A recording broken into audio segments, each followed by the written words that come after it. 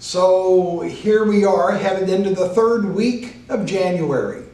How's your New Year's resolutions holding out? At the health club where I've belonged for 7 or 8 years, it's always interesting to watch the new people coming in the first few weeks of January because they've made a New Year's resolution. And I'll have to admit, there's a little bit of snarky in me that says, I wonder how long they're going to last. But hey, it takes everything I've got just to get myself in there, so I'm not going to fuss at them or you if you've made that New Year's resolution. However, I'm not here today to talk about New Year's resolutions that sometimes don't last past March. I'm here today with you to talk about the power of vision. I'm talking long-term, long-range vision that pulls our head up and looks out into the future and asks the question, how are the actions and the decisions that I'm making today, how is that going to affect the world 5 months from now, 5 years from now?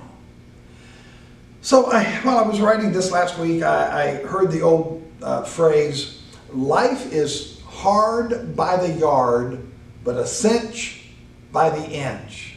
And I get that. But folks, a lot of times I can get trapped in the minutia of today's to-do list, and I forget to lift my head up and go, where am I going? What am I doing? Do I like where I'm at? How do we get from here to there? And so we not only need to do carpenter work, we need to do architect work. You with me? Carpenter work is that daily grind of head down, work hard, get her done. This is what I accomplished today. And that's important, and that's where we spend most of our time. But we've also got to find a little bit of time and a little bit of energy to do the work of an architect, where we're planning 5 months from now, 5 years from now, and where are we going and how are we getting there? So having 2020 vision for 2020, I'm not just going with New Year, let's all make a New Year's resolution. There's a place for that, and I hope that helps you.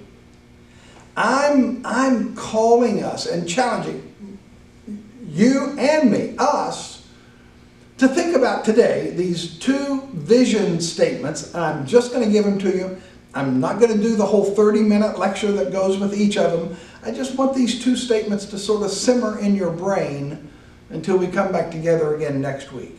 Here's the first one. It's awesome. I'm still trying to wrap my head around it. It comes from Nelson Henderson in the 1860s, who said, "The true meaning of life is to plant trees under whose shade you never expect to sit." Let me run that by you again. The true meaning of life is to plant trees under whose shade you never expect to sit. In other words, what are you doing today, and how is that going to affect the next generation? How is that going to affect your children's children? So here's the second one.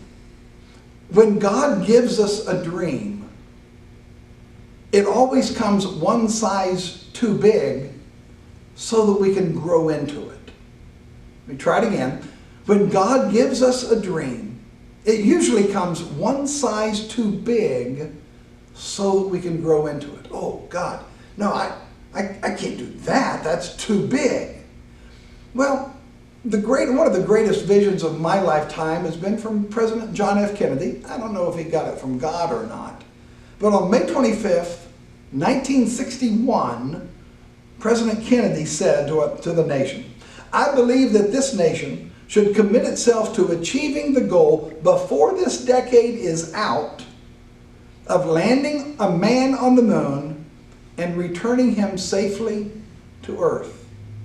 And on July 20th, 1969, 3,009 days later, Neil Armstrong walked on the moon. Folks, I know we've got deadlines for this week. We've got stuff, we got boxes, we got to check them off. But let's not forget to set aside a little bit of time, a little bit of energy to do that architect work and envisioning work that looks out into the future, whether that's next year or out even into the next generation.